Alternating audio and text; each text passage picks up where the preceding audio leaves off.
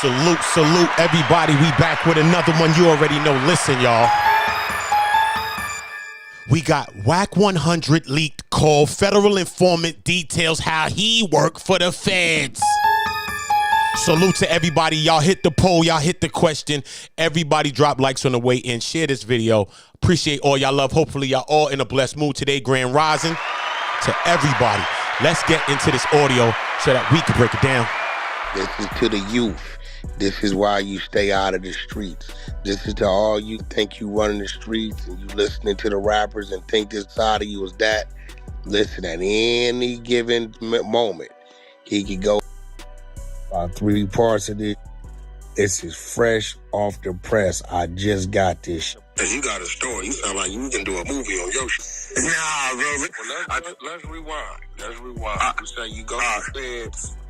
They give you 7 years or 10 years. Which one they gave you? Okay, so the charge I got 74 months. That's what they gave me.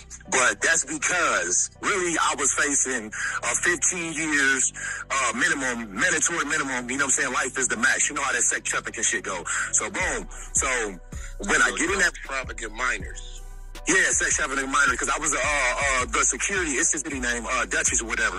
So she had like 30 hoes or whatever. She know I know my way around with a gun. So she said, I'll pay you $1,500 a week just to be the security for my going from city to city, sitting outside of hotels, getting money, got to rough up a couple, trying to play games with the paper and all that. So, but what got me, so some of these girls was minors. One of them was, and that's the chick, her name was Jules. That's the chick that we was using to rock. From where? I'm from Indiana, Fort Wayne, Indiana. Fort Wayne, okay, so they give you 74 months. Yeah, they give me 70 years, 2 months. 2014, it was November. You know what I'm saying? What's up? I just got out of 14. You made what call to the feds? I called the feds and asked the feds, hey, do y'all really be paying me? You know what I'm saying? He said to work to tell. Yeah, to be an informant. To work. Yeah, to work. Yeah. You was interested in that. Hell yeah, I was. How old was you at the time? How old was I? At the time, yeah, when you... I was 28. Okay. 27. And you had never did no time at this time?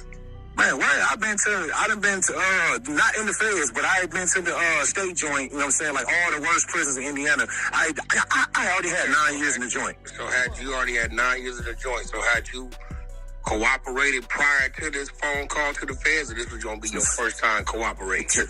Man, this was going to be my first time. Okay, and what motivated you to do that? The money? The money, and I get out, you know what I'm saying, before I went in my last state joint, you know what I'm saying, I'm pregnant, so now I get out, my shorty, my daughter, she's 5 years old, you know what I'm saying, so responsibilities and trying to do for her and just being thirsty, you know what I'm saying, I'm a wicked nigga with these decisions. In your streets know you to be a street, everybody know you to be a street you from. Yeah, everybody, I mean, all through the state joints, I'm crushing shit. I had a good name. Put that bag out there, you know what I'm saying? You like a Crip Blood, a GD? I was with the GDs.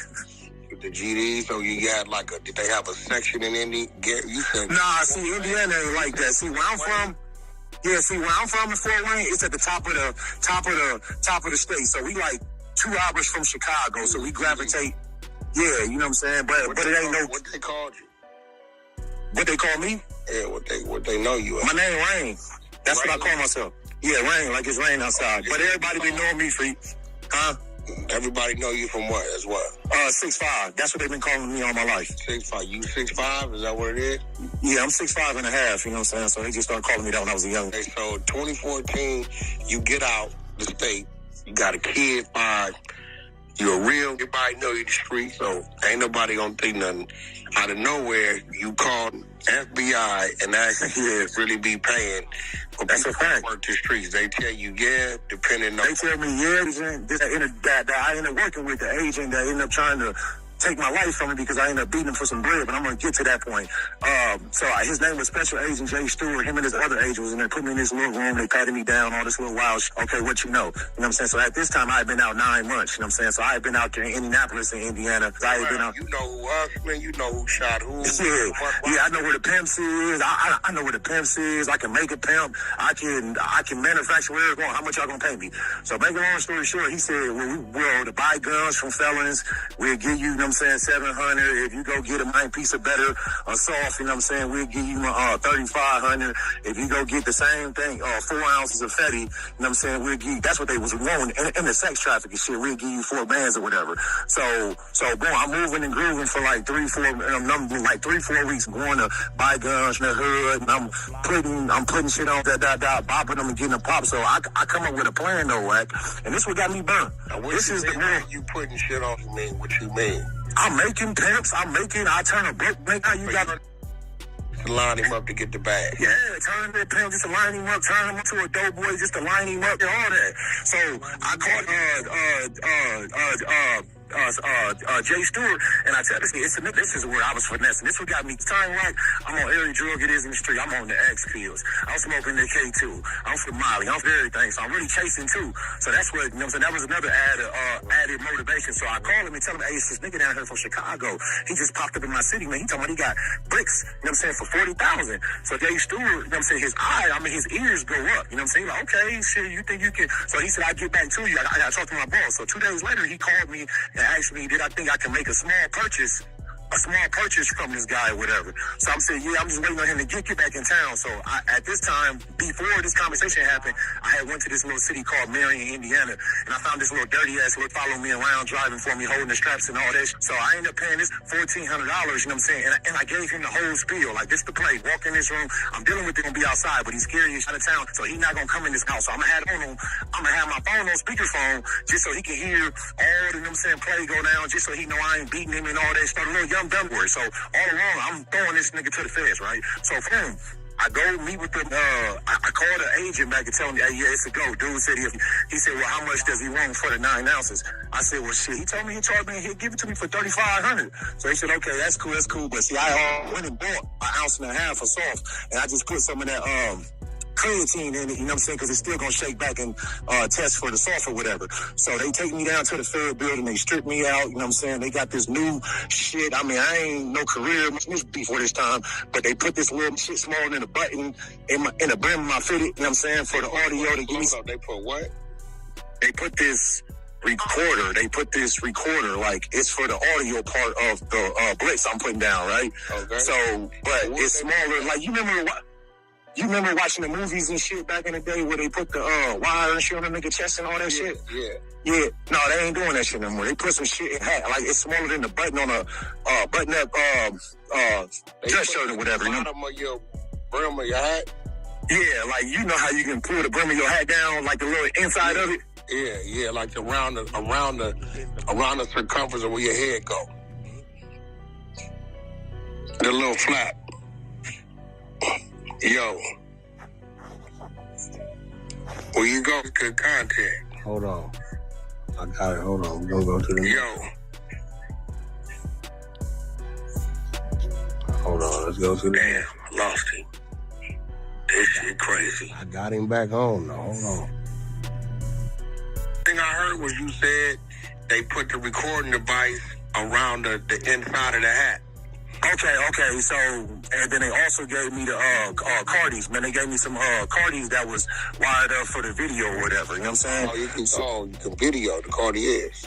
Yeah, they can video, and the little button thing in my hat can't hear everything. So they lay all the $3,500 in cash on the table, and they taking pictures of the serial numbers and all of that. Then they take me to a truck stop, and that's where they strip me out naked and count my bread to see how much money I got. Now I'm knowing.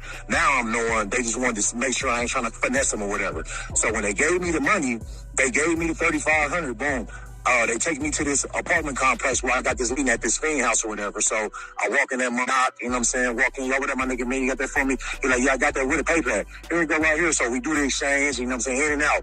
I walk back across the highway. They over there in a little soccer mom van, tinted up, trying to hide the shit at a Walmart. And I walk over there to them. As soon as they slide the van open, they got their guns out and shit, thinking I'm making sure I ain't no shit. So I hand them niggas the soft. They put this shit in a little vial, shake it, test it, it's positive. Okay, boom. So they end up paying me. I only got paid $1,800 for that. But he told me from that right there, he said, if you can buy this kilo from this dealer or whatever, that I got it approved from my boss, you know what I'm saying, to give you $5,000. And they was gonna give me a little whip or whatever. But like I said, it's a whole play, right? They was gonna give you a car. Yeah, give me a car. They was talking about a little. a car they seized from another one. That's a fact. That's what he told me. He said the car was coming from Iowa, some city called Davenport, Iowa. I ain't never been to. So boom. So I called him back like, man, dude said he'd meet me, you know what I'm saying, in 2 days. So now, fast forward 2 days, I end up back at the field building. Now I see 40 racks on the table. Same procedure. Here go this little button, put it in the brim of your hat, put these glasses on, take these pictures of the serial numbers, go strip me out. But now I'm in a different location, getting stripped out. They take me to like some Wooded area and do the shit that they did at the truck stop. You said Wooded? Yeah, Wooded in the middle of nowhere, like a county road or some shit, like on the outskirts of my city I ain't never been to. So then once they see I'm cool, I get back in the van with him and we drive into the location. He give me a Walmart bag wrapped up with the money, you know what I'm saying? And then I get out on the same location, the highway, walk across the highway, hit up in the projects in my city. It's called Villa Capri, these apartments. So it's the same street. I walk up, knock on the door, you know what I'm saying? I said, yo, what up, man? Get in there like, man, you got this for me? Like, hell yeah, I got this shit. I said, hey, can I use the restroom real quick?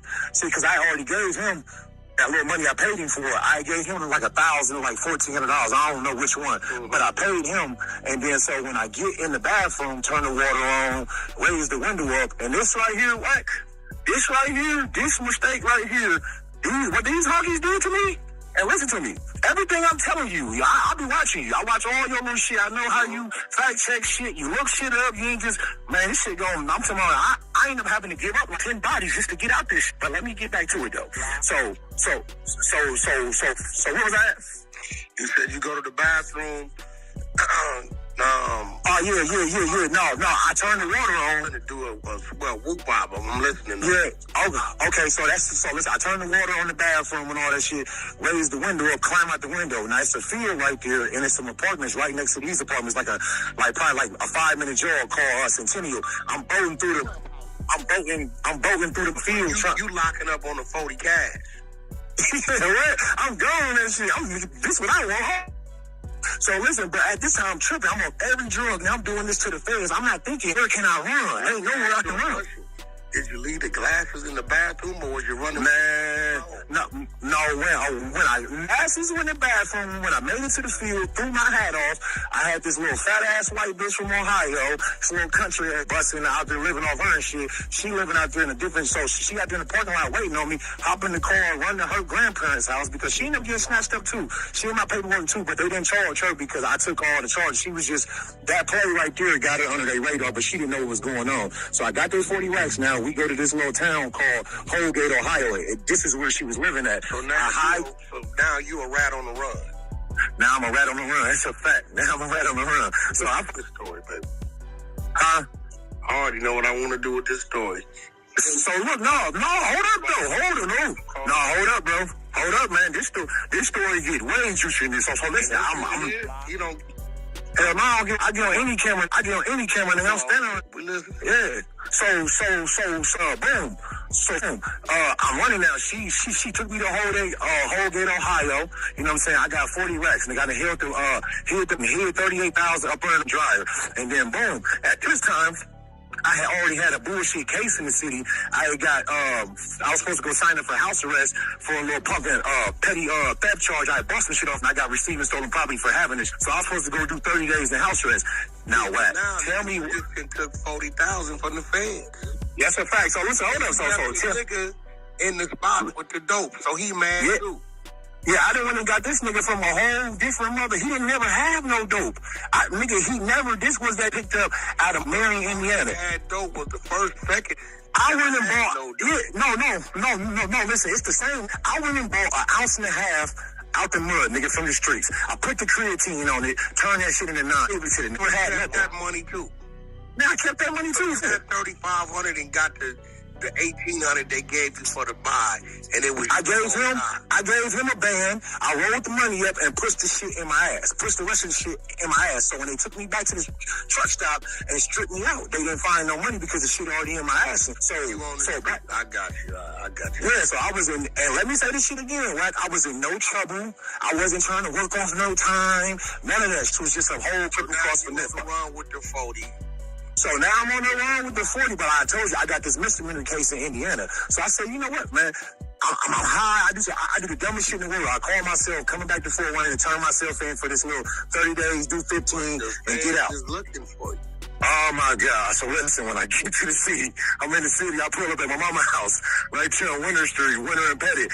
And my brother, he just got out doing 8 years for, you know what I'm saying, hustling and all that shit. So he finna drop me off at the county and shit. So we pull off in traffic. We like 10 minutes from the county. And this, you know, he a dope boy, so he always on point with the mirrors and all that shit. So he see like 5 unmarked cars behind us, but they don't turn the lights on. So he turned right on this street, Avondale, to see what they do. These mine with us, and then he pulled over. They jump straight out with big shit. Nigga pointing at the car. I'm like, nigga, all this for a misdemeanor. So they snatched me at the car. They let him go. He don't got license. He got a 40 on him, all type of shit. Don't even get it. They took me. They put me in handcuffs, nigga. Got me down and they took me down to the federal building and they chained me to the floor. I'm in there for like 2 hours before this agent, Jay Stewart, walk in. As he walk in through the door, Wack, this nigga turn around, look up at the camera, and twirl his hand in the air, like turn up. So now I'm looking at the camera, bro, the red light go off. Man, this nigga walk up to me, bro. He smacks the shit out of me, nigga. I'm talking about nigga dinner knock me out, slap me so hard. He said, man, you think some common streak you can outwit the FBI? Where's my money back? I'm screaming, help, help, help. I'm trying to get somebody to come in here and stop putting his hands on me and shit while we shot it up. So it's in the breaking law because you didn't rob them, so the feds didn't turn it to a street. Oh, man, listen to me. Man, listen to me. That's a fact. The feds turned into a street to a whole mess. So listen, So hold up. So nigga, I'm like, hey man, Jay, I don't know nothing about no money. Woo. So he had a manila folder in his hand the whole time because at this time, you know, allegedly, let me say that, you know, you pay me a couple bands, I can go get him, I go find him, I gonna say all of this. That's what I was allegedly good at or whatever. So he's dumped his folder out, and I'm looking at the pictures on the table. It's you know what I'm saying, missing bodies, or just he asking me about murders and shit like that. I'm like, man, I don't know about none of that shit. He said, that's the game you want to play? Yeah, that's the game I want to play. But now let me backtrack. Wack, in order to work for them, everything you doing illegally, like they want to know what you're doing. They want to know it. Their reason is, so if you ever get jammed up, you know what I'm saying, you being an asset, we can help you out. You know what I'm saying? So boom, they know I'm security for this bitch. They know I told them about the... So they can help you out, or is it so they always got some leverage on you to lock you up? Man, now I know, because I burnt their ass. Bro, so boom, it's the leverage, because did that with the money.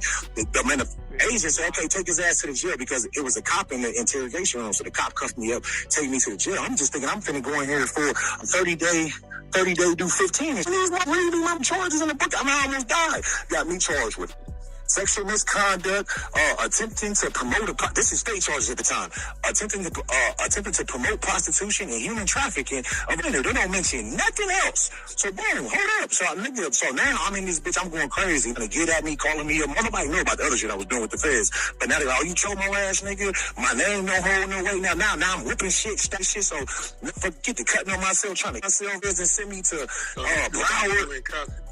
Yeah, this is why I'm in custody, because they got me all over the paper. They got me all over the news. They got me all over social media about this place. I'm on the news 3 months straight. So now I got a whole daughter. I got sisters. I got mamas. I'm a cutthroat ass. I done did some wild shit in my life, but I ain't no creep ass. So this shit with me. I got cuts all over my body. I'm trying to sell. So the feds filed some shit. My PD filed some shit. She was asking for a 42-41 psychological evaluation to have me evaluate to see if I was competent to stay in trial because of all this shit going on. So the judge and Fort Wayne approved it. They sent me down to Florida. Into that little federal building down there. I could look out my window. I was on the 7th floor. I could look out my window and I see the Miami Heat arena and shit. So they got me in. This is why I'm having an evaluation to see if I'm competent, because all this cutting, all this crazy shit I'm doing. Because like I'm really trying to say, nigga, these motherfucking feds got me in a whole twist. I'm finna do my whole life in this. So when they get me, I'm living 4 months in Miami, taking these pills, getting evaluated. They say, okay, yeah, he competent to stand trial, but they diagnosed me with some bullshit, BPD, borderline personality. So I get back to Fort Wayne after that shit done, and I tell my lawyer. Borderline personality disorder. Yeah, they gave me the borderline personality disorder. They said I was antisocial, but I'm thinking it's like, y'all mean to stay away from, like, no, like in the, like, psychology form, whatever, as far as, that's like, I'm a career criminal, I ain't gonna change all this. So my lawyer, I said, I got Michelle Krause at the time, a public defender. At this time, she's top 2 lawyers in my city. But you know how they be having to do them public defender cases and shit. She take me into a private courtroom and she say, Patrick, I gotta ask you a question. And she say, based off how you answer these questions will determine if I can represent you not because I'm a mother.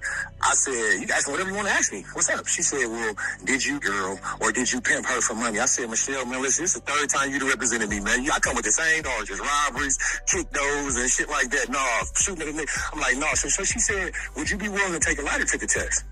That's a fact, nigga. As long as you ain't asking me about no wild shit, you can ask me anything you want to ask me. So she get me down there. They come get me like 4 days later while I'm still in custody in the jail, and they take me to Indianapolis, give me a lie detector test. First time I ever did something like this, she asked me, man, the lie detector test dude asked me like 20 times on 2 questions.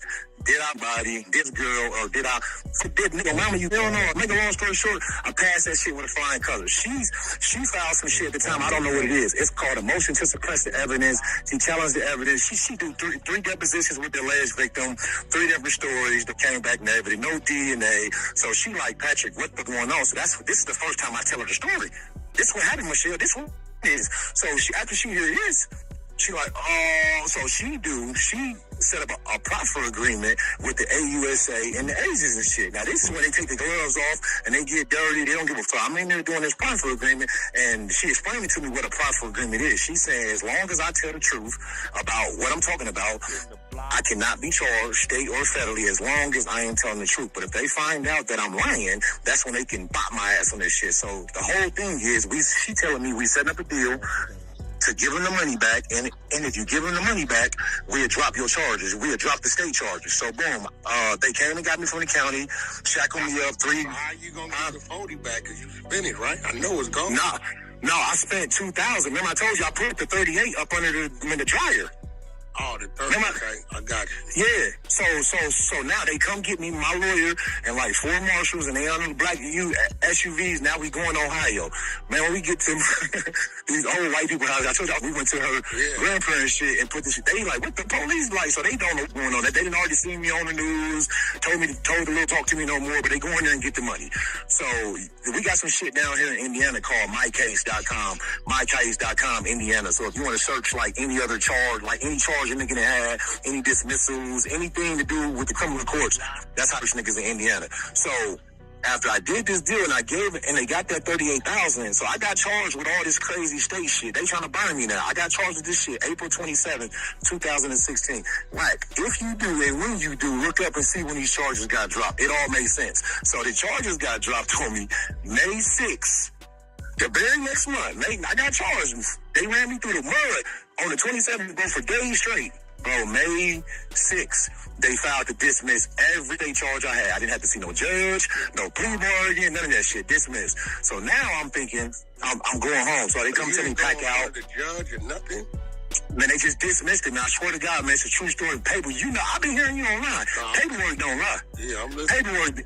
Paperwork don't lie. I had to go in front of a judge or none of that shit, and they just dismissed my state charges. So they say, hey, Davis, pack it up. You know what I'm saying? You leaving. So I go get all my little shit together, throw the commissary, drag my mat to the door. When I get to the side door, that's how they release us in Allen County in Fort Wayne.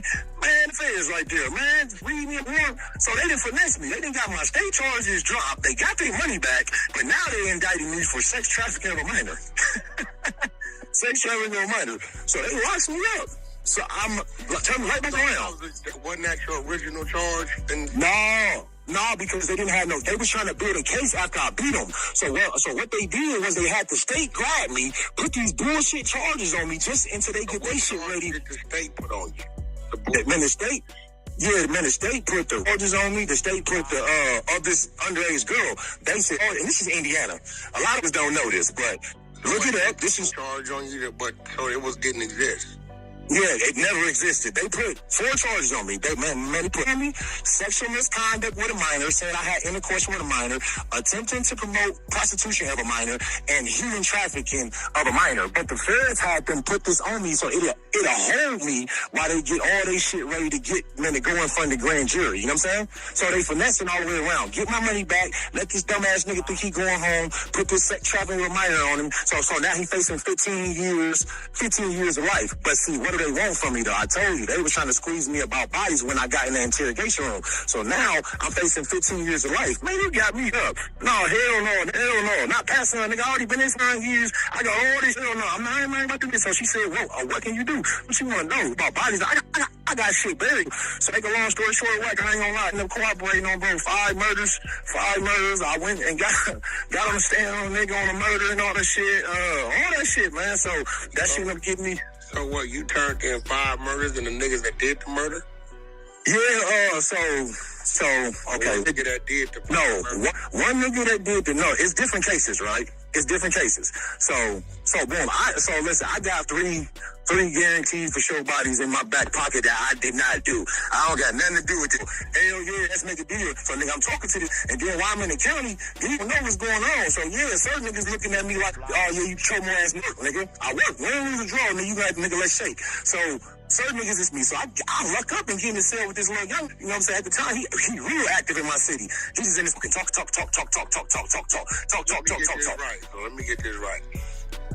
You gave them some murders, and that's what got my mandatory minimum knocked down for the feds, because you know the only way in the feds that a mandatory minimum go home, they just gave you a crazy time reduction. They got the light. Hell no, they ain't let me go home. Nigga, they gave me a crazy time reduction because like when I actually got into the feds and I seen niggas in the life at first, you gave them 5 murders, and that ended up getting you what? That gave me 74 months. But 15 you went from 15 to life to 6 years.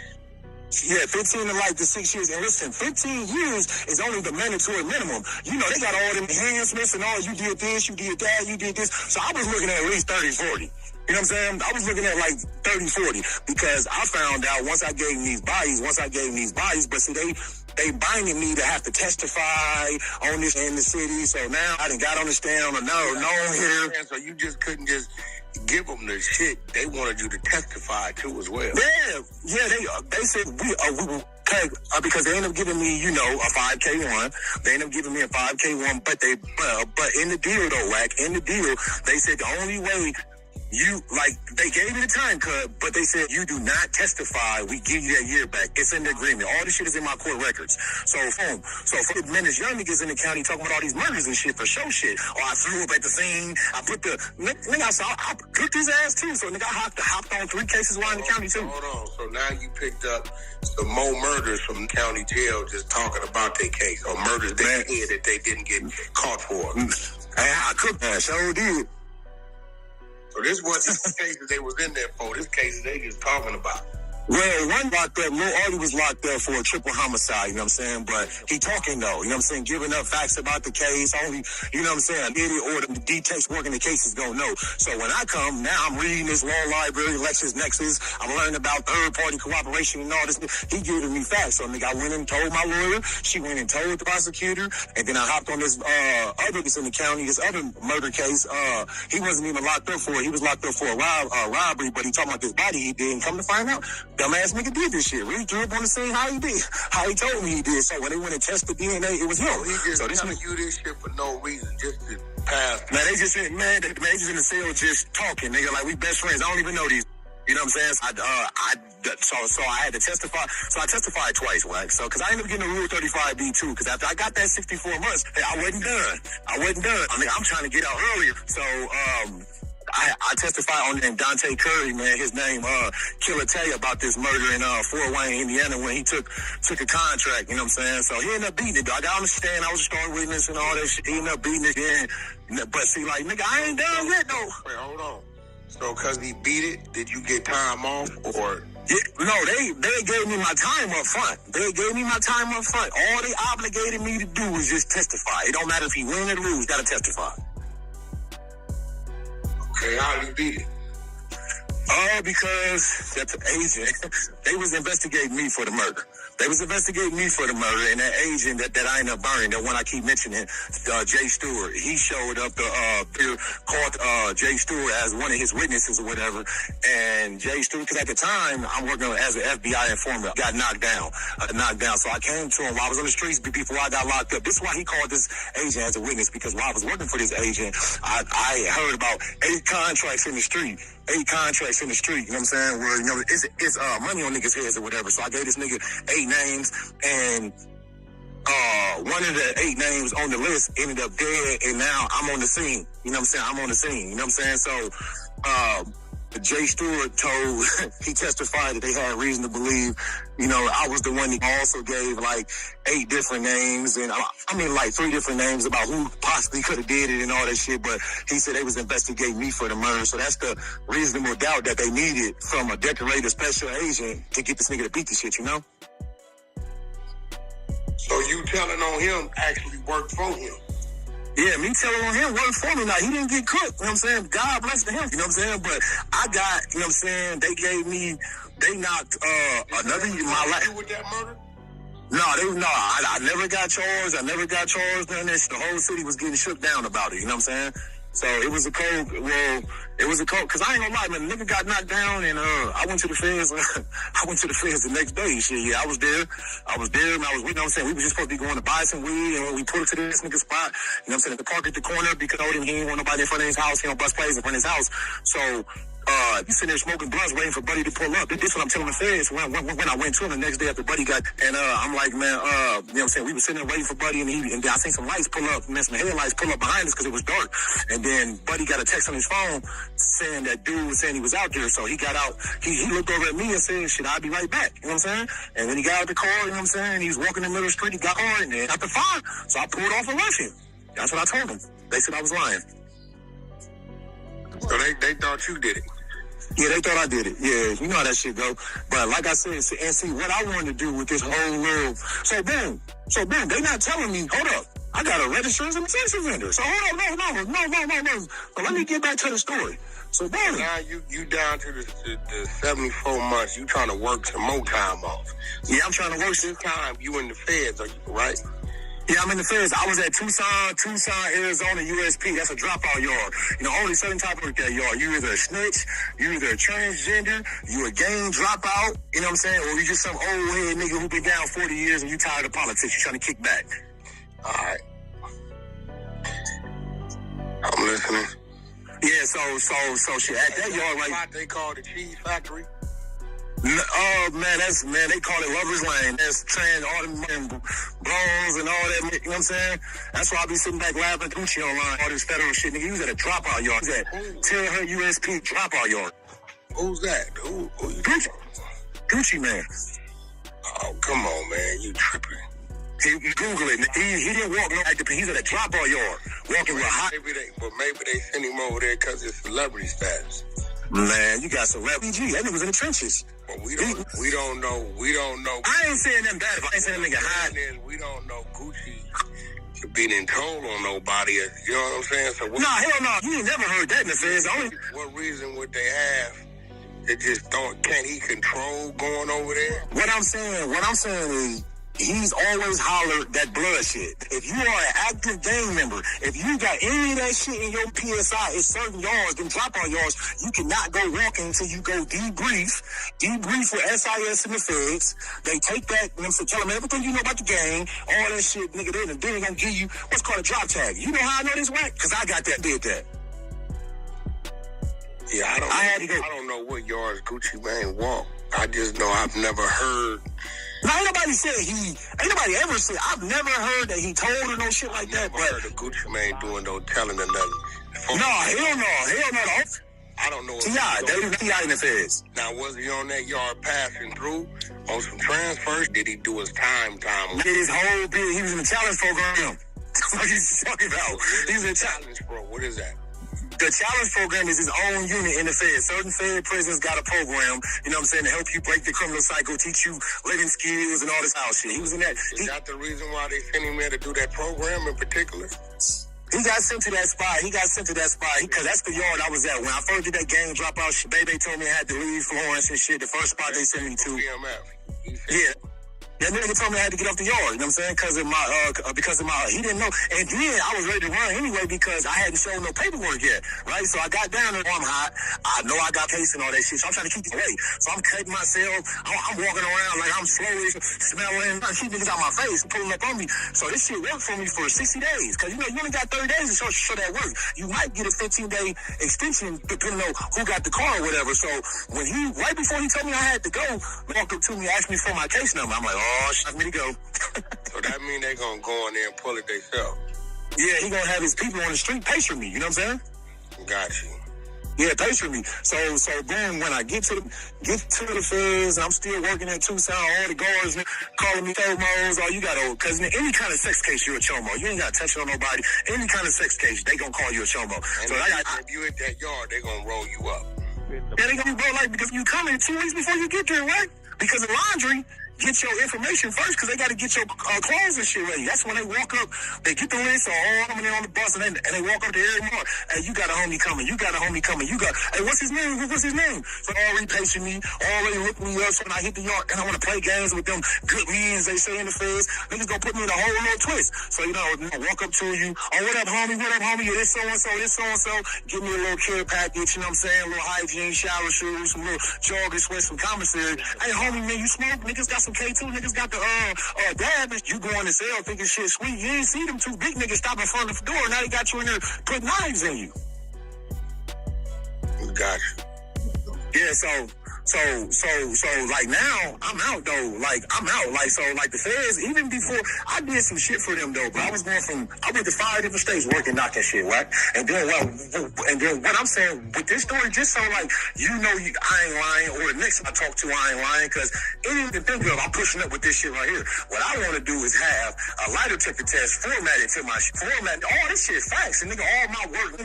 You know, niggas want to see your docket sheet, niggas want to see your transcripts, niggas want to see your judgment commitment, your plea bargain. Nigga, you see my docket sheet?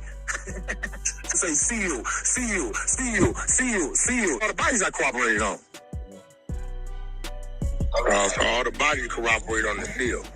Yeah, my lawyer was trying to help me out because she said when you go in there, they're gonna want to see your paperwork. So what I'm gonna do is I'm gonna sell it for you so they can't see, because like your docket sheet showed every motion that was filed in court on your behalf or whatever. You know what I'm saying? So she said if I sell it, you can say, oh, it's mental health related or whatever, but she don't know when I hit the yard, she see it on your docket sheet, suspect, treat you like you hot. So I had to go. So when I got to the, but see, I was just in this little jail. I just testified again, though, Wack on a murder, though. You know what I'm saying?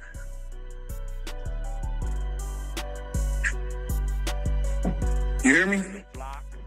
I'm listening to you, bro. Yeah, I just testified on another murder, man. So when I got, I was out, I got out the feds, you know what I'm saying, after I worked that last little deal to get that last little year and it's crazy. I'm so cut though. I ain't had nothing but a year and a half, you know what I'm saying? To get about this, but a year and a half too long. Yeah, gave that body. So now I get out. I'm on the streets for a year and a half, but I go back on a violation, you know what I'm saying, because of the dirty urine screen. I call it 13 dirty urine screen. So while I'm in federal holding, they put me in this little, because my city lose their contract to house fed, you know what I'm saying? My city lose them in the contract to house. So they got, so they sending us to these little white jails around us and shit. So it's this white boy and shit from my city. You can Google that shit, look him up. I got on the stand on him. We in the cell. This nigga talking about he in here for killing his grandma and shit. He ain't talking about all this shit. So I had 10 years probation, but guess how much probation I got now, what? So wait, this after you got out? Yeah, this after I got out. I wasn't done working. I'm still working. I got 10 years probation. So you do the 5 years in there. Yeah. How many different prisons you went to? Okay, my first prison, like I said, was Allenwood USP. I got down there. The homie let me walk, but then another team, and he heard about my case, and they started politicking, so I thought they was going to bring me a move. So I'm up there, and I ended up going to Florence, where Bebe was at. I got down there in May of 2019, and they put me in ED first, and then they moved me over there in the unit with Bebe and DA, and with being with Bebe in unit DA. So I lasted on that yard 2 months before he told me I had to go. But see, now I'm seeing they gonna keep sending me to these wild ass SPs because all these points I got this case, and I'm hot. So hell no. So when I'm in the shoe at Florence, after Bebe made me check in, after Bebe made made me check in, I did the debriefing with SIS, you know what I'm saying, the prison police. I'm like, man, listen to me. I don't want to keep going from spot to spot to spot to get me check in and all this motherfucking all this shit. So what can I do? He said, well, you are affiliated with the GD, so you can debrief. You can debrief and get the gang drop tag, and then we'll send you to a drop on yard. So I started the debrief process, and then when I got done debriefing, because they sent me to Lewisburg, Pennsylvania, and I got stuck in Lewisburg, Pennsylvania during COVID. Once Trump shut down the BOP in March, that's when I was debriefing. I got stuck all the way in Lewisburg down there until September. So now I got this gang drop tag on me. I can't be around no active gang members, no active politics. I can't be around none of that. So they send me. So now I go to my first drop on yard. They send me to Terre Hunt, but it was a yard on a yard that I had testified on. You know what I'm saying? So I didn't go out. I stayed in PC. I'm gonna keep it a band, Wack. I stayed in PC. How you know he was on the yard? You seen him? Nah, because, you know, when you check in, you know, they got air to shoot together. They just got certain statuses and shit. So if you're on PC, when they come to your door, it's going to say protected custody. But in the shoe, everybody down there politicking. So I seen a nigga from Fort Wayne. And he said to me, you know, such and such down here. I'm like, oh, shit, I ain't go out. So then I had to sit in the hole for 45 more days. And that's when they sent me to USP Tucson down there in Arizona. You know what I'm saying? So I did the rest of my time. Hello? Yeah, I'm listening to you. Yeah, okay. I did the rest of my time on that 5 at Tucson USP, because that's when I started working with the detective Brian Martin. He's the lead homicide detective in my city. So he was the one that I was really dealing with, giving all this information on bodies and shit. So then, like I said, I went home. I was in the shoe when they came and told me that I've been immediate release, that they just took the last year off my sentence. You know what I'm saying? You can go home. So then I went back to my city, pulled up, got around, some shit like that. But it's all bad for me. My city. I'm the talk of the town. Family don't want me around. I'm about to die in 2 weeks. This nigga about to be that nigga about to be. No, because they know you cooperated. Which one or both? Yeah, because I'm hot. Nigga, that ain't even being talked about because that shit got dropped. And for that shit up, I put paperwork on it. That shit got dropped. But because I testified on this known hitter in my city, Dante Curry, now Eric, and like I said, I ain't never had the bag. I ain't never been no super rich. Yeah. None of that shit. But as far as just man time and penitentiary, whooping shit, crushing shit on the streets with them pets, I had an already little name. But now I'm being blackballed and I got to look over my shoulder. You know what I'm saying? So I moved out the city. I ain't gonna lie, because, you know, as far as I'm concerned, the number one element to the art of survival is, you know what I'm saying, who you surround yourself with, where you lay your head at. You know what I'm saying? So I went to the outskirts. Yeah. So I went to the outskirts, and that's where I was living at. But then I got knocked on that violation. So now they talking about 3 years because of the probation I got over my head. Violation? 13 dirty urine screens. Oh, okay, dirty test. All right. Yeah, yo, dirty test. So that's when I'm in this bitch sweating, bro. I just did 5 years, now they talking about 3 more. And then they put me in the cell with this goofy ass white boy who talking about this murder of his grandma. So I called a prosecutor in his city down there in Huntington, Indiana, and I hopped on that case. I was a star witness. So how you know where to call? You just know the number by heart? That's, I mean, like, I heard you talking about the Big Meech. You said Big Meech is not a gangster, he a hustler. So I'm gonna say this, I'm gonna lay this on myself. You moving that way on some snitch rat shit. Go, nigga. I know we locked up. I know this nigga got a case. Now listen, let me ask you a question. You was in there, right? I don't know if it was just the cloud he had or what it was, but we reading the paperwork in 2011 where he orchestrated the drug deal between the Mexican mafia dude and Cuffy. We see they got him dead bang on the phone, putting it together. All that conspiracy. He already in there doing 30 years on drug distribution. How enough he avoid not getting charged for that? Man, oh, bro, he put a nigga in the, bro, third-party cooperation, bro, when he go home, and he still had a couple years on his test, bro, the only way, bro, he got denied for the COVID release, all that shit. The only reason why his brother got out is because of the health problems during COVID-19 with the capacity. We know why. Listen, I'm looking at the paperwork why he got out those 3-4 years early, right? Yeah. Obama or Trump, one of them did drop custody level or whatever for drugs. So I'm looking at that. I'm looking at the 2011 situation where he met the Mexican mafia. So what you asking me? And put together the thing to distribute 100 to 1,000 keys through Cuffy. He conspired to do this. How did he avoid that charge, that picking up that charge? Because he didn't get charged, he cooperated. Come on, Wack, man. And that was I said, listen, bro, I'm looking at their saying they got him dead bang. He done been in jail 6 years right here. They got him dead bang on a conspiracy to distribute. Dead bang. They put him with the Mexican. He uses the broad to put it together with Cuffy, right? The shit go to happen. Whether it happened or not, it attempted to happen. They're going to charge him. Like that's a minimum 10 extra years, ain't it? Man, you see in there get caught with you see people in there getting caught with a knife that's over 6 inches and it's metal. You getting 2-3 more years. So if you get caught up in some shit like that, what they say about him, and he didn't get charged with that shit, bro, he telling if they catch you getting one Suboxone strip through the mail or one sheet of K2 through the mail, that's a whole new indictment. So how don't you get charged for that? Yeah, that's a fact. So now you locked up on a violation. Look, all the time they were trying to get you for the violation. Oh, they was trying to give me 36 months. 36 months. Okay, you'd have did, 2 years off of that? 2.5? Yeah, I'd have did like 2.5. So you sitting in the little facility and you... Yeah, I'm sitting in this little country jail and shit. Okay, you nigga there talking about his grandma. Yeah. So you called Joe Handler or whatever. No, I didn't call him because he not no more. So what I did is I know how to move with the hot shit. So what I did is I had my girl look up who is the prosecutor and the detective on this nigga case. Once I got the detective name on his case, I called the detective on three-way. Oh, how the hell you find this number? Just Googled it? Nah, I just Googled. So boom, I had my girl call down to police station, the detective branch, and ask, hey, who is the detective working this case right here? That's public information. They'll tell you that just in case you got some info for him and shit, you know? So when she tell me the name, I ended up having her deliver a message to the homicide down there about, I got some urgent information about this, about the murder of the grandma. I'm in the cell with her. They come. The girl know what you're doing. Man, hell yeah, she know what I'm doing. Like I told her, finessing is a sport. You know what I'm saying? Just like basketball or football. You know what I'm saying? You got to make it happen and shit. So dude get a hold of you, the detective. Yeah, he get a hold of me. He come see me. He come see me with like 3 white detectives in his little small town, and he want to know what I know. And I'm like, man, listen to me. Now, dude asking me, you know what I'm saying, can I get a cousin? Can I get a cousin? The cousin is the only person that can get, you know what I'm saying, him convicted, you know what I'm saying? And yeah, I ain't gonna lie, shit. I lied on that. You hear me right? Yeah. Yeah.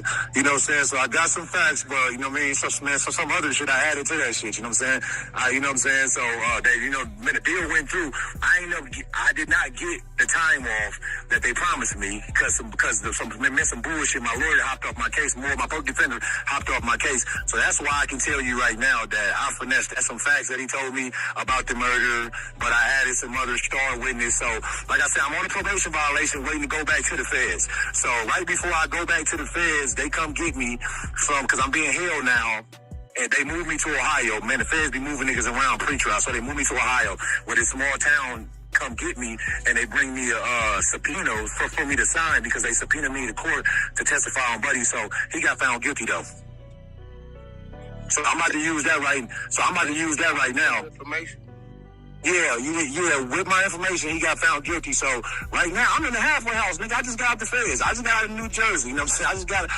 I get out of here May 13th. So I'm using that right there because I never got credit. I never got credited for my cooperation. And based off of the feds' laws, in their case laws on that LexisNexis shit, it say as long as I assist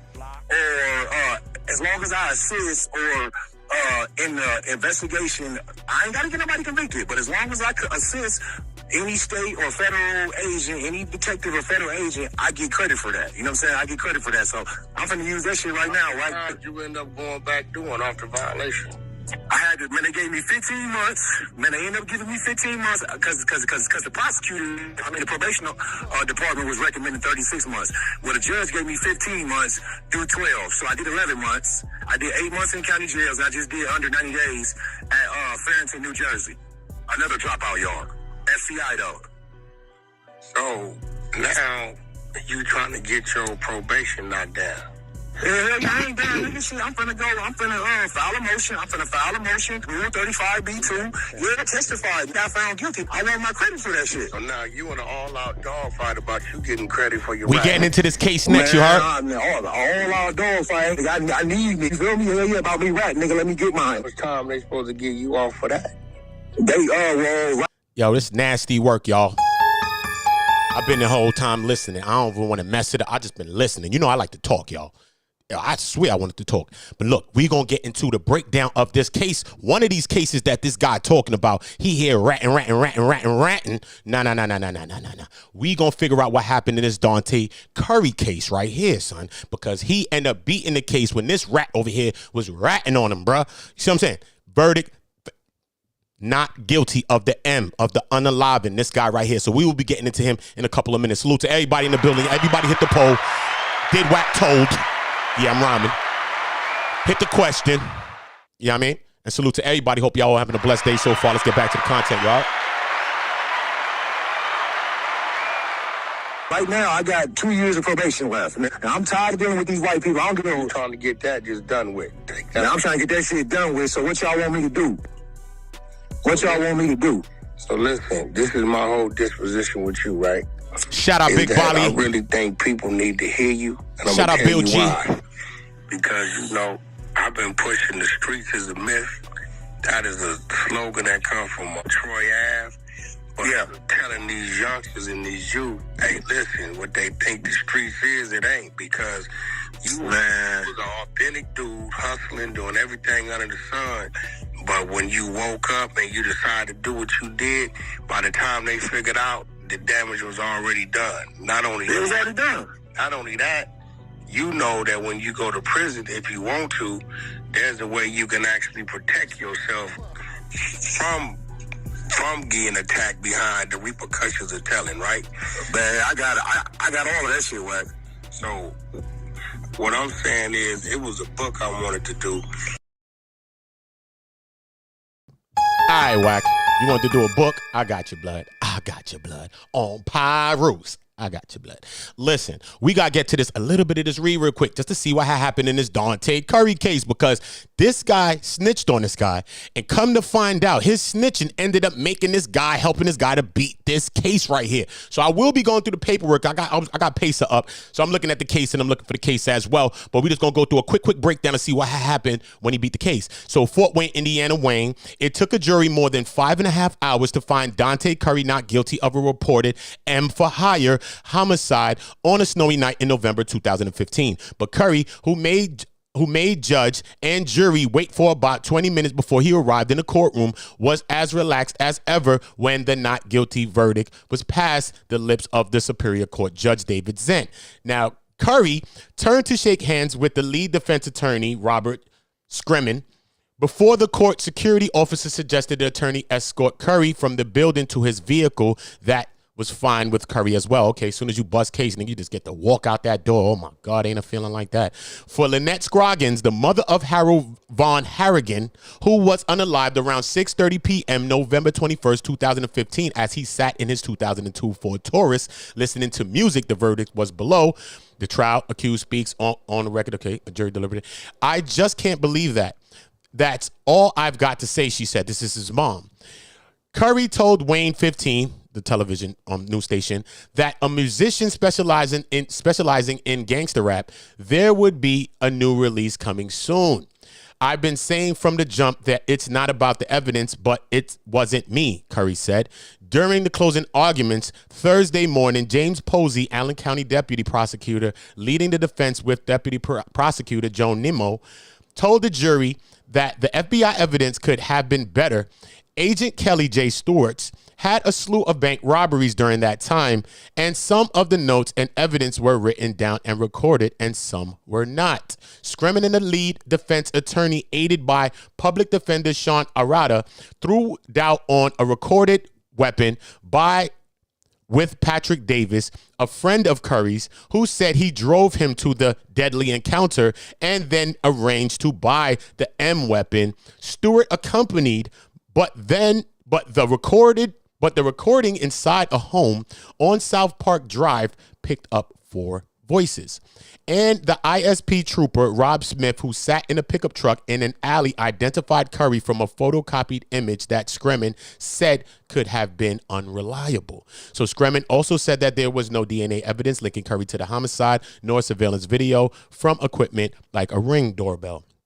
But his greatest criticism was of the 2 snitches. Same snitch, bro, who gave evidence against Curry. This one guy is one of them. Who gave evidence against Curry.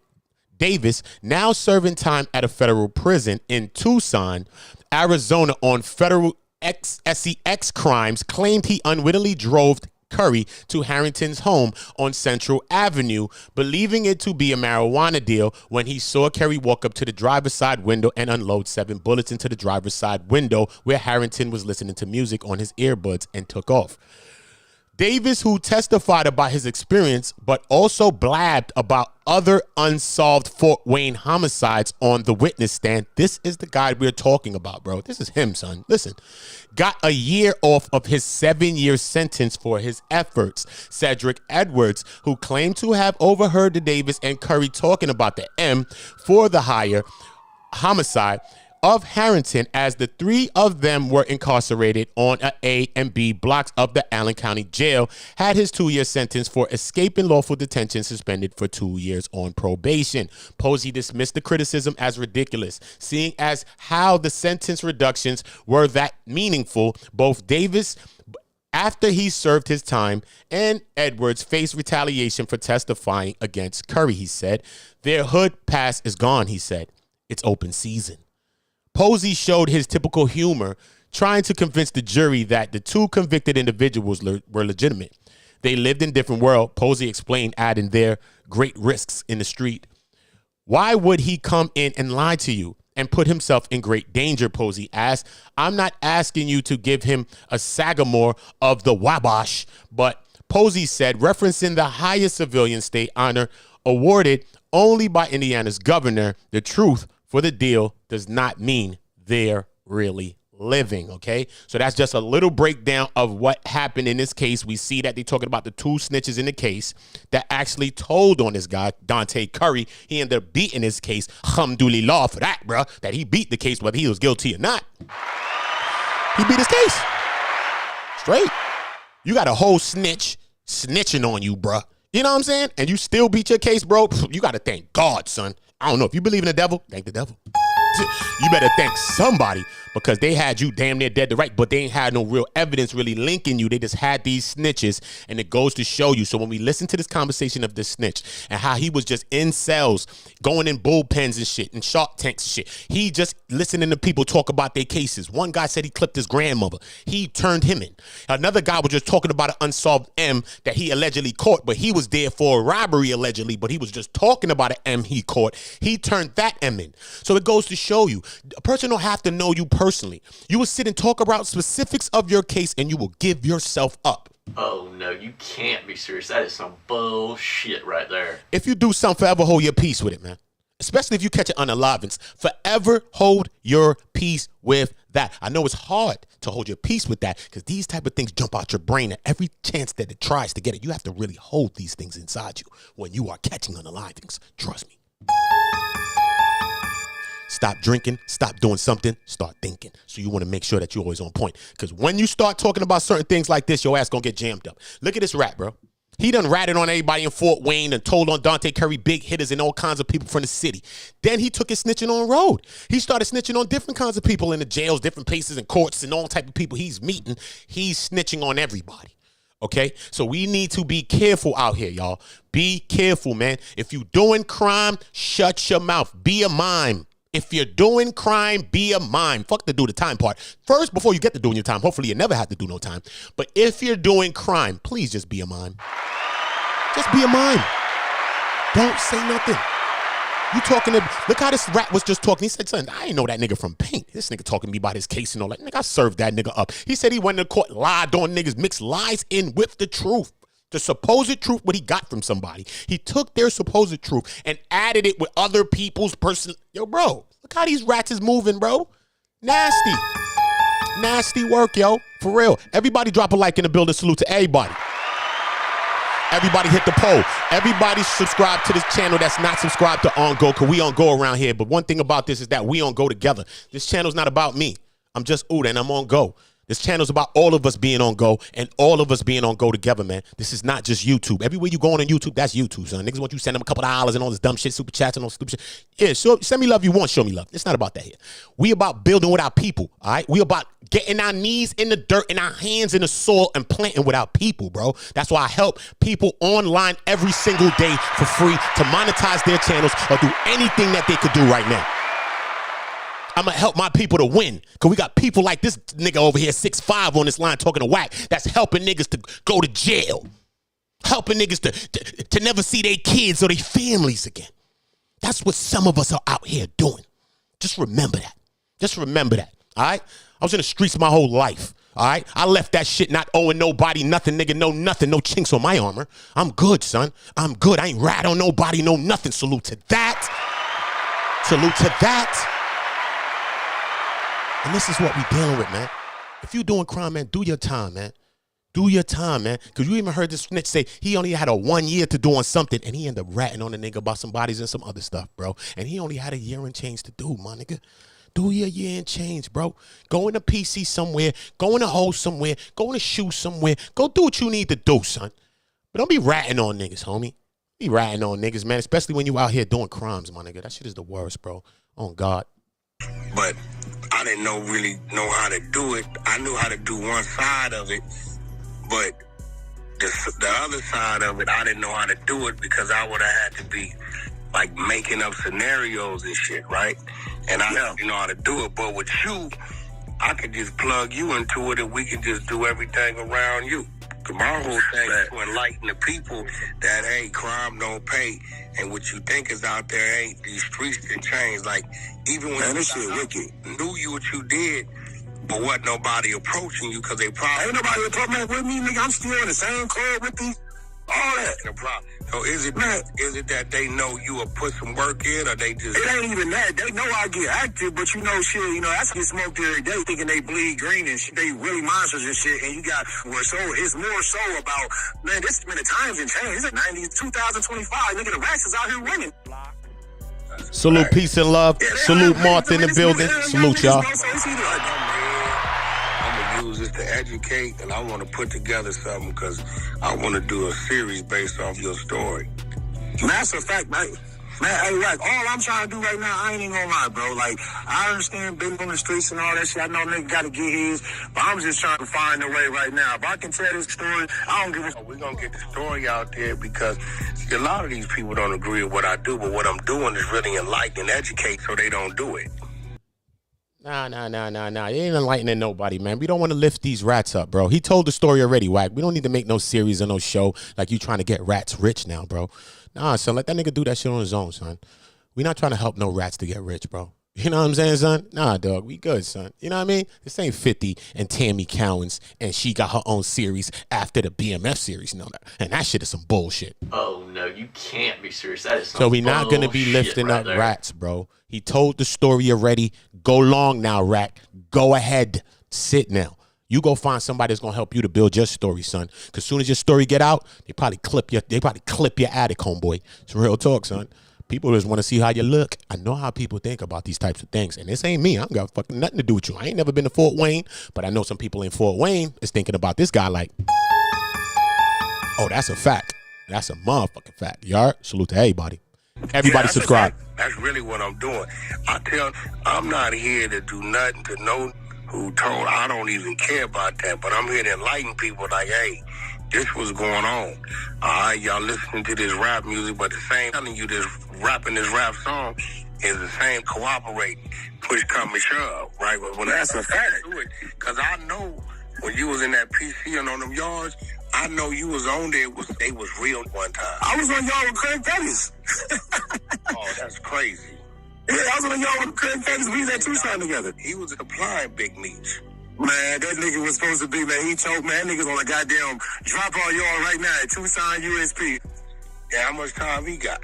He got all them licenses, but you know, he in there buying bodies, you know what I'm saying? I did him a favor. I gave him some info, you know what I'm saying? He put a couple bands on the cash app for me and shit. That's how he working. He trying to work that time off. Information. Yeah, because, you know, everybody in the feds, man, with this nigga, I don't know if you ever heard this, but it's this investigator that only certain knows, you know what I'm saying? But his name is Richard Huffman. He has a business called Huffman Services. He got a PA. Well, what he specializes in is SIMS modifications for the feds. So what he do is he gonna charge you 15 bands, 400. Or if you want what he offer, expedited services. See, I ain't had no money, but if you want expedited services, he have all this shit wrapped up for you in 18 months, paying 25 bands. But what he do is he got active cases that he works. You can call this white man. He gonna talk to you all that. He don't give a fuck, man. He bought his bread. So what he do is he say he got investigators that work for him. But really, it's CIs and all type. But he got active cases in different states. Craig Pettis. Now, I'm gonna tell you what this is black dude, right? Black dude from Memphis. No, yeah, this is the dude. And I'm gonna tell you what's crazy about it. Probably about 8 or 9 years ago, my Armenian partner says, Wack, I got these 2 retired FBI agents and they want to do a movie based on Craig Pettis. I'm like, who is Craig Pettis? They say he's the one that had to direct to the Mexicans over the border, but this is who was really supplying the BMF. He also he was living on their compound. Yeah, there you go. He also told me that. I said, well, what the retired FBI, what they trying to do? He said they worked the case. They had all the wiretaps. So they wanted to do the movie off of all the wiretaps they had. Yeah. All the transcribed wiretaps. So this is how I learned about Craig Pettis. So because at one time, they was hiding down there in Mexico somewhere. That's a fact, but then the cartel gave him up. Oh, the cartel gave him up. Yeah, they gave him. That's what they mean, because we was in the challenge program together at Tucson, and that's what he told me, is that the cartel gave him up as like leverage because it was so much pressure from the U.S. Oh, one of their main dudes must have got caught up on something. They probably did a trade-off. Yeah, they probably did a trade-off, how they just deal with So you tell me Craig Pettis, how they did with who? What they trying to do right now with El Chapo's son? So, what you saying right now, Craig Pettis is down there on the PC yard, and he's buying information that others got on shit that he ain't got nothing to do with. That he ain't got nothing to do with. Get this nigga, get that nigga a lock solid body. You got 5,000 coming. He played me, but you got 5,000 coming. That's what his rap is. Well, how he play you? Well, because I only got 2,000. And I gave him some information about basically that case I ended up going back on, testifying on dude that beat the body. I gave Craig Pettis all the same information that I was using. Like, I'm just like, as if I'm laying on a bunk just talking about a murder. You know Chris Breezy, salute. Put me in a trick bag so he can get that third-party cooperation and get some time knocked off his shit. You got us in there trying to get the information out of you. Everybody subscribe to the channel now, you heard? Everybody subscribe to the channel now. Man, anything I know. Trust me. Everybody subscribe to the channel now.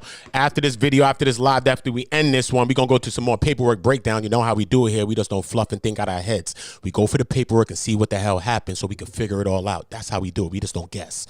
So next, I'm going to be getting into Loose Cannon's father, and I'm going to go exactly into the case. I'm going to bring up some paperwork on the screen so you can see. I already went into a video yesterday where I showed some things about Loose Cannon's father. He was told his name is Nutty, George Williams. He's said to have been snitching on Eddie Boy's brother, who is Eric Dix, and Petey Wack, who's also in jail again now, serving like a wild bit. You know what I'm saying? Because he got let out and got bagged with the weapons again. That's Petey Wack. Eric Dix is still in jail serving a life sentence. Okay, so this whole thing, George Williams is very instrumental in that. I got the paperwork that shows that he was a paid informant, getting paid $2,000, all kind of monies and all type of things. And the documents that shows Loose Cannon Pops was rolling on people, bro. Nasty work. So we will be getting into that next. So I need for everybody to subscribe to the channel, turn the notification bells on. Anything I know, mainly murders, bro. Any murder, you got that got the bag, bro. We're talking this free paperwork shit, bro. They give you fake paperwork in that month. I had fake paperwork 6 months. I had a fake docket sheet. I had a. Yo, damn, where you go? Damn, this shit diabolical. You can't make this shit up. I got it. Hold on. Telling me you got, wait, who giving up fake paperwork? Defend? No, your lawyers and shit can get fake paperwork. That's what got my shit. My lawyer sent me, because when you get there and you send that paper and you send it, and you, cause you got 30 days to get your paperwork. So she already told me, when you get there, I'm gonna send your paperwork, but it's not gonna be yours. Like the shit on there, it's just gonna have your name on it and shit. Oh, so then why did you have a problem on the yards then? If you had because of you know, when you get there and you go see, like, can't go talk to no counselors, you can't go talk to no police by yourself on them active yards or whatever. So when I got there, one of the homies that I had to go talk to a counselor for the first time, well, one of the homies went with me in the counselor's office, and he asked for my what was my charge, and that's when she told him. So that's how they knew. I couldn't get around that. But as far as cooperation and shit, that's what was taken out of my paperwork, with the fake paperwork. Oh, so hold on.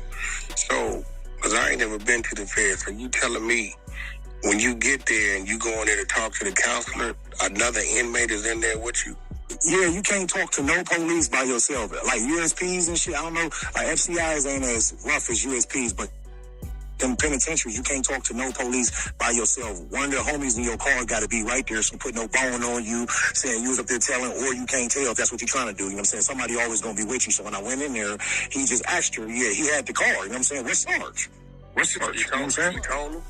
Yeah, she had, man, bro, listen, man, the yard run the yard. They can lock us down, y'all lock down 3-4 months, but nigga, as far as cleaning the cars up, who can walk with us, who can sit with us, who can eat with us, nigga, we dictate that.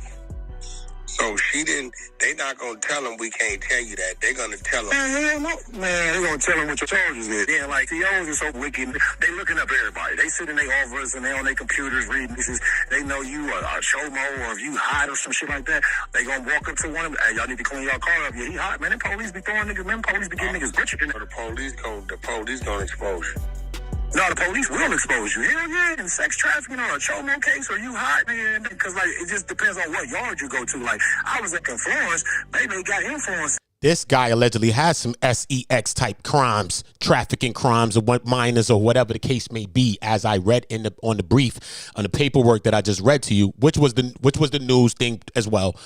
You know what I mean? That summed up the case for us a little bit and showed. That's why I played that. And I read that because it showed this guy right here is one of the snitches, and how he was snitching, or whatever the case may be, and how one of the snitches had a 7-year term, but only a year was taken off because of the way they was up there testifying, talking about all kinds of other things and doing too much on that stand.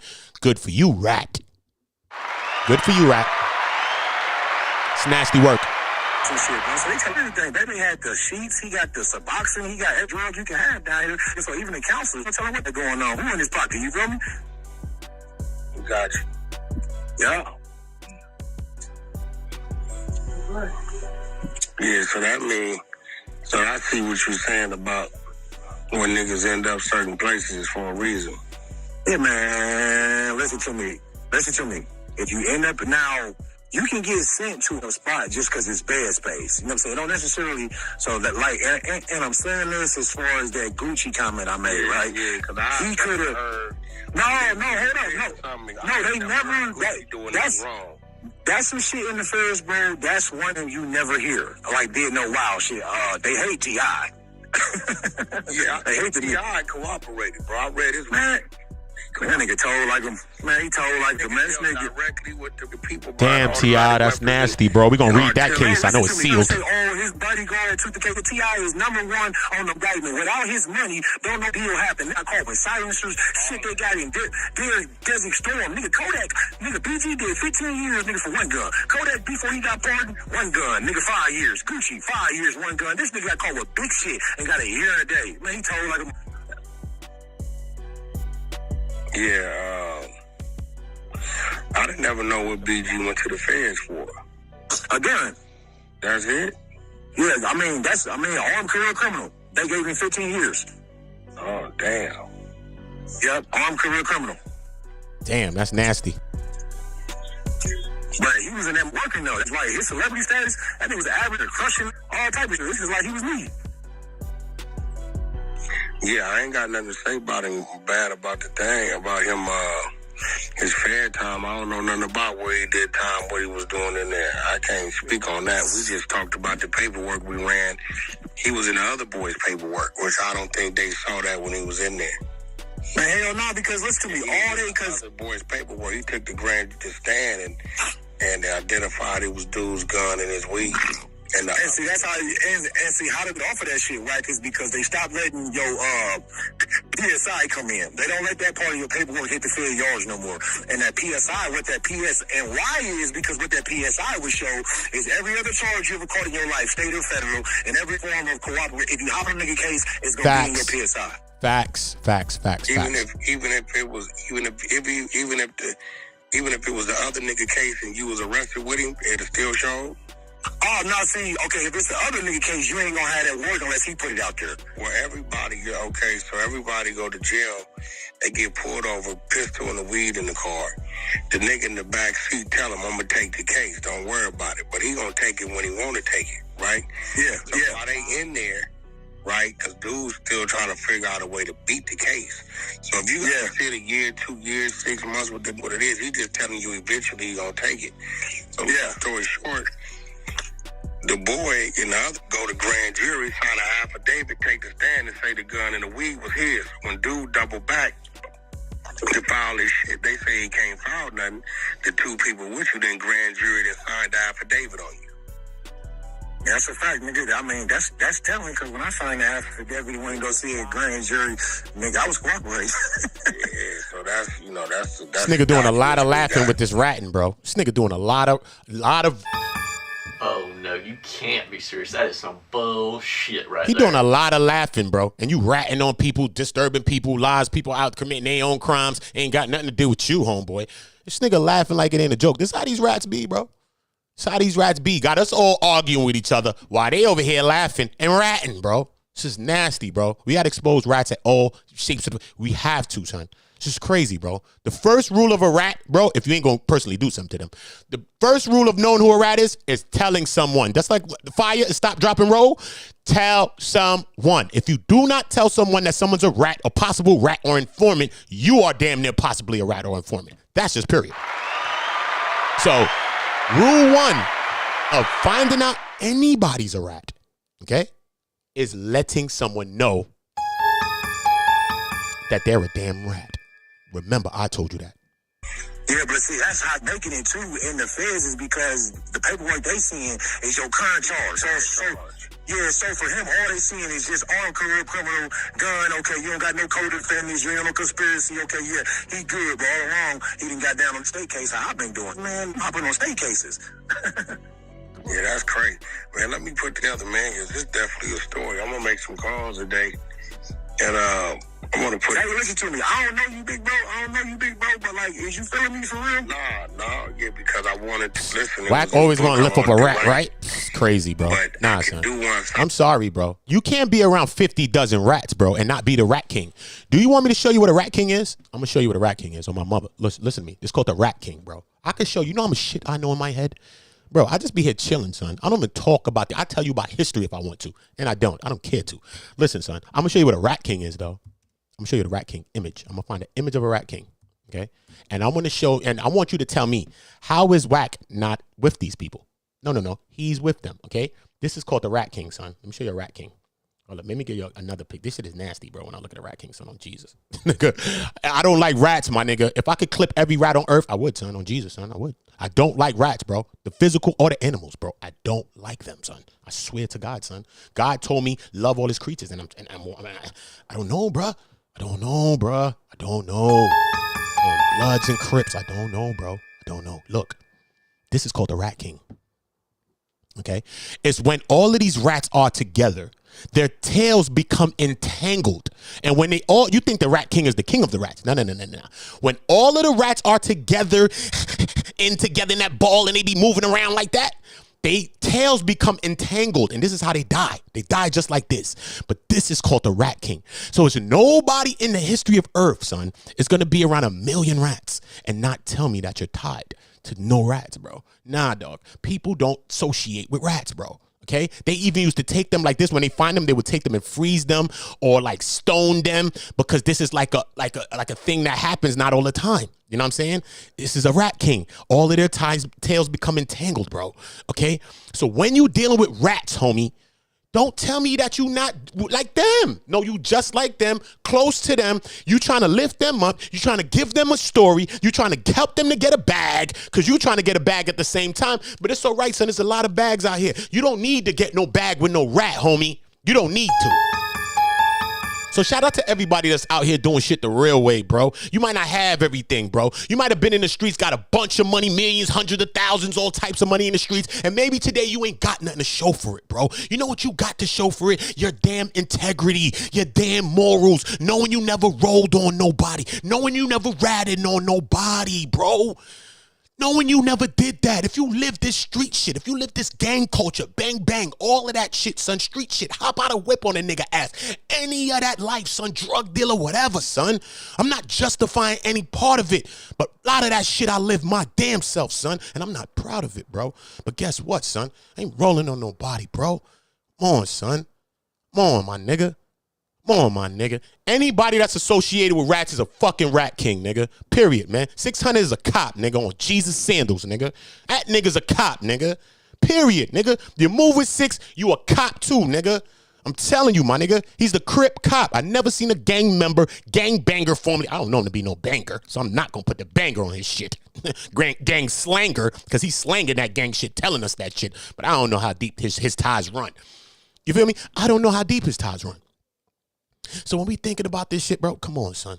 Think about this whole shit, bro. Think about this whole shit. Think about this Big U case. Think about this Rico. Think about Wack 100. Think about Loose Cannon. Think about Brick Baby. Think about all of them, son. Big U may have said a 1-2 thing, yeah, because he combating some shit. But really, really, really, these people was telling on Big U, bro. And I ain't got no horse in the race, bro. I'm from New York too, son. Give a fuck, son. I'm telling you.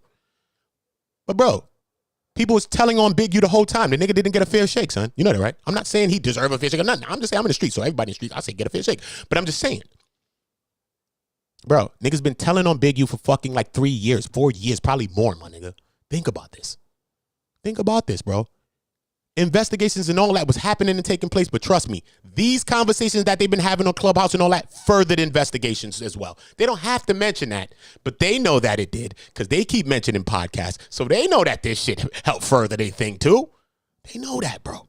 They know that. Come on, son. Keep it real, son. These days is different. You got to be careful, bro. These people don't have to be snitches no more, like snitches like how we knew back in the days. No. All a nigga got to do, let's say I want to clip a nigga head. That to a nigga's skull, right?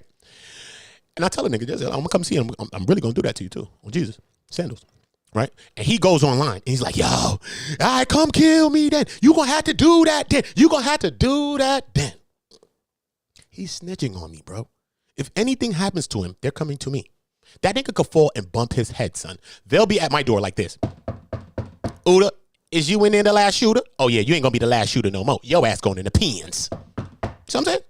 They will come for me. My last name is the last shooter. That's my last name. So I'm saying, they will say, Uda, the last shooter. We coming for you, and you got to go do 38. You know what I mean? Because you did something with the 38. So we going to give you 38. You know what I mean? Sure. You got to do it with the 38 if you want to do it. You know what I mean? I'm just going to tell you. I'll give you a tidbit. Got to do it with the 38, bro.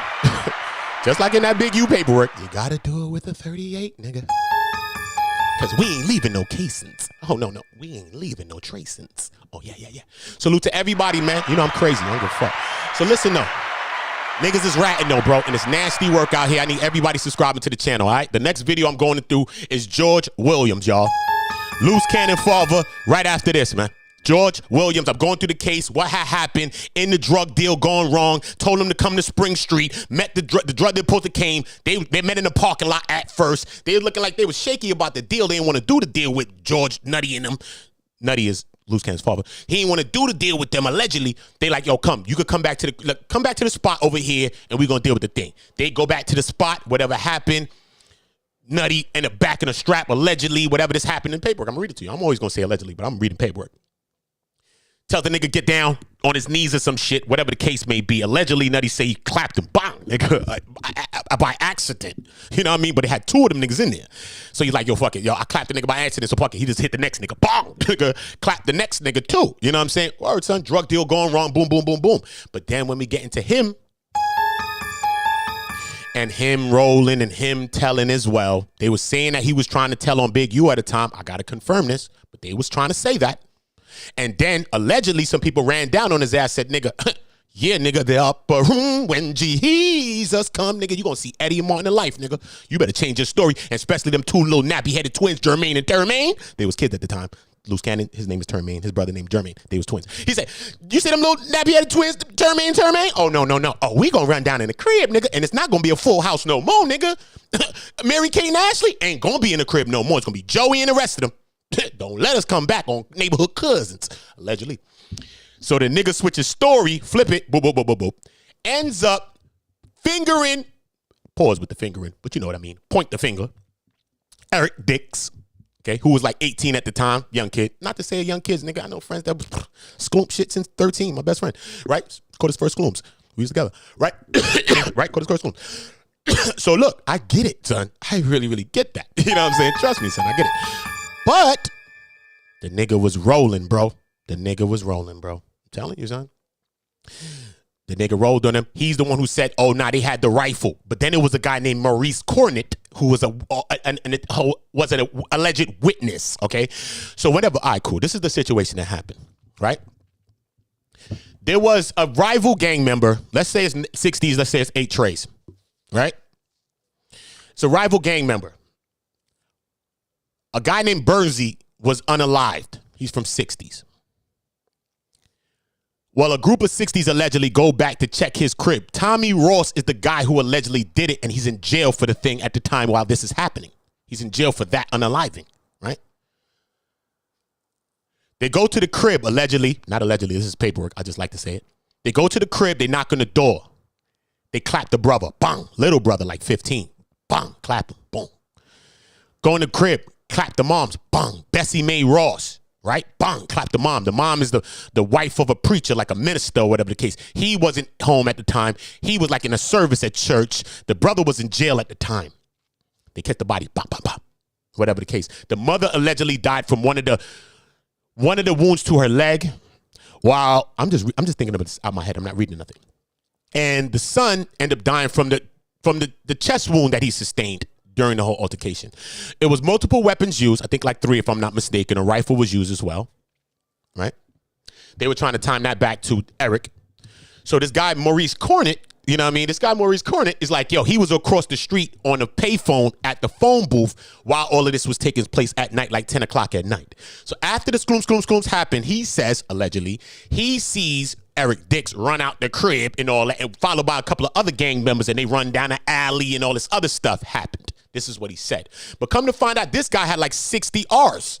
Nigga had like 16, 20, 30, 40, 50 R's and all that. Nigga had mad R's, SAs type shit. So he was facing like 66 years of some crazy shit. Okay, that guy. So that guy is looking like that guy ended up rolling because he knew what he was going to be holding, which was that 60 years in his ass, nigga, for doing all that alleged PDF work. You know what I'm saying? Or whatever else works he was doing. Maurice Cornett, I'm talking about. The guy name is Maurice Cornett. Come to find out, Eric Dix, I read the paperwork on Eric Dix yesterday. He's saying like, yo, this guy Maurice, he spoke to Maurice after years later. This guy was ready to take back a lot of his statements. Other people was making statements, was ready to take back their statements as well.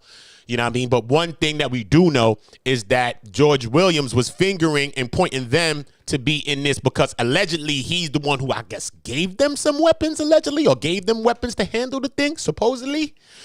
But George Williams states that Eric Dix came to him and told him that he knew about it, or they went and go did some shit. They went to go put a works in or something like that, which Eric Dix maintains that he never told him nothing. You know what I'm saying? He said, yo, I was by my shorty Larry house. The girl name is Larry. Her father name is Larry, but her name is Larry with an I, and the father name is Larry with a Y.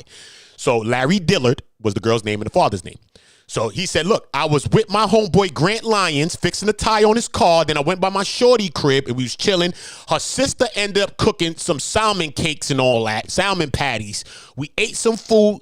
Larry washed the dishes up and all that. Then we chilled on the couch and all that for a little while, kissing and frolicking a little bit and watching some TV. So The father ended up back in the story, collaborating his story. The girl, they went to the girl's school. Remember, they was kids. They went to the girl's school at the time. He was trying to get into he was like in Crenshaw football. You know what I'm saying? He's a young kid, bro. He's a young kid. But George, loose cannon pops, rolled on him, son. Rolled all on him, son. Little nigga got life still, bro. Shit crazy. You know what I'm saying? He ain't a little nigga no more. He's a grown man. But I'm just saying, at the time, little nigga had life, bro. You know what I'm saying? And like he said in his paper, because one of my last videos, you got to go and find it. It says, it's like 4 videos ago. It says Loose Cannon's father is the snitch. On that, I also read some paperwork. I read his words, Eric Dick's words, who's Eddie Boy's brother. Okay. I read his words as well. You know what I'm saying? I read different parts of certain things. I show you that Loose Cannon's father was a rat, bro. I got the paperwork. I got the fucking paid informant sheets, nigga. I have the paid informant sheets. His name is highlighted in yellow. I have them. You know what I'm saying? I have them. I'm in New York and I have them. You know what I'm saying? Street is real. So I have that. I have George Williams testifying, all that shit. I mean, talking or whatever in the paperwork. All that's there. So Loose Cannon's father is confirmed to be a rat. Was he a wild nigga? Probably was. Yeah, he was a wild nigga. They said he was from a few hoods though. I think he was from Blood hoods at one point. I don't know if it was Brims or what.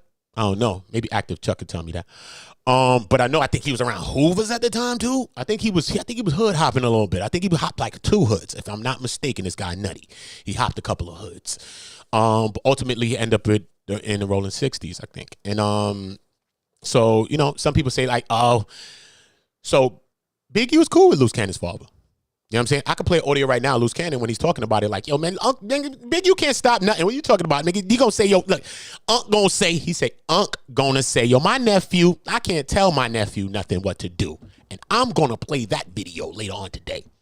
Because all of this shit that Loose want to say, I'm the extorter and I'm the extortion man and I'm the right-hand man. But on another conversation when Loose Cannon just talking in his backyard, chilling, counting money and throwing up guns, he says, no, son, I don't care. When I'm on your ass, nigga, you can't talk to Big U about this shit. Big U can't stop me. He's going to say, I can't tell my nephew nothing. Yo, bro, I think that's good evidence to have, nigga.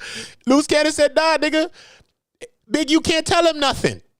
So how you going to tell me that I'm working with you and you working with me and you big right-hand man, you my extortionist and all of that. But then I can't tell you nothing. See what I'm saying? Sometimes one thing does not justify the other end, man. I'm telling you, son. I feel like just play that clip for you right now just to show y'all, bro. Just to show y'all, bro. You know what I mean? Trust me, son. We gonna get into all this, man. We gonna break this whole shit down. You know what I mean? Niggas in the case, man. You know what I mean? I don't pray for nobody being in the case, man. If you ratting, stay your ass in the building. So I hope somebody could do something to you and leave you under a bed or some shit, nigga. Come find your ass under a bed somewhere under the bunk. You know what I mean? Do that shit to you, nigga. Hog tie your ass and put you under the bunk or some crazy shit. Allegedly, it's comedy, bro. It's comedy, bro. See, I don't get mad with me. I'm just saying, bro. I don't like people ratting, bro. You know what I mean? You doing crimes? Do your time, bro. That's all I'm saying. Do your time. Nasty work, though. Salute to everybody. I want everybody dropping a like. Everybody subscribing to On Go. I told you what the next video.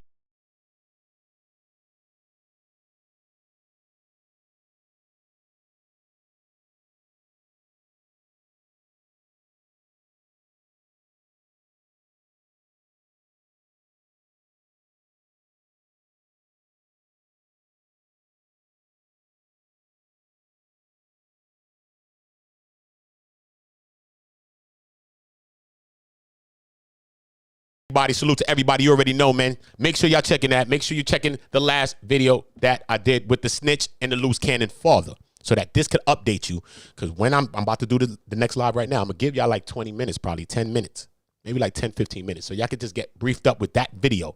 Go and see the last video. Snitch, Loose Cannon's father. It's an animated thumbnail. You see Loose Cannon's father pointing at the 2 guys.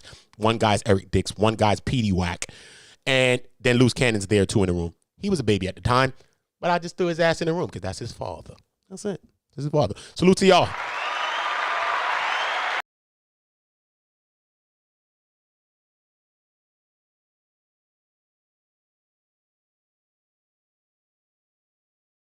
Shit lately. Said you fucking me on your bitch. I just blew some money on your bitch. I just dropped a bag and put some tags on her. Count up. I just swiped the card and you already know the vibe. We next, you heard? This is Hundos by Uda.